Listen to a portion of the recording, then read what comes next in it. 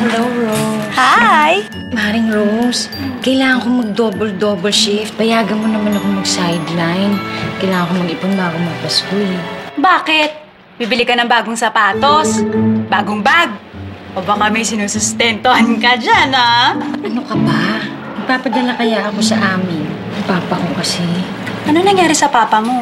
Araw-araw na lang siyang tulala, nanghihina. Naku, hindi ito sakit. Mula nung nawala si Stella. Sino si Stella? Kapiling na nga ng papa ko noon pa si Stella. Habang kainitan ng rock band nila noong 1970s. Alam mo na, siyempre.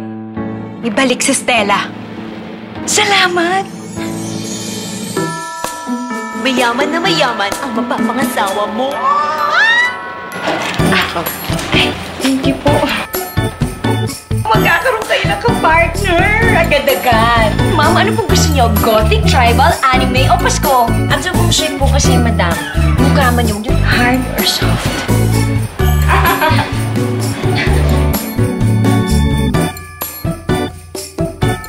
Didi, para kay Stella yan. Oo. Sige. Hello! Oh, magkano ba papalo? Uy, alis na muna ako, waitress. Sideline. Okay. May uwi na si Stella! Galing-galing mo! Oh my gosh! Morning, ma'am. Morning. Hello, Miss Didit. Kamusta po kayo? Padala sa Davao, please. Matatanggap po agad dito. Bilis! Hello! Salamat, anak. Masaya ang Pasko. Asa si Papa?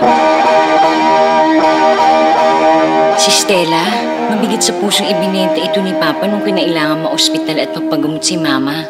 Salamat at pumayag yung nakabili na bilhin ulit namin ito para kay Papa. Rock and roll!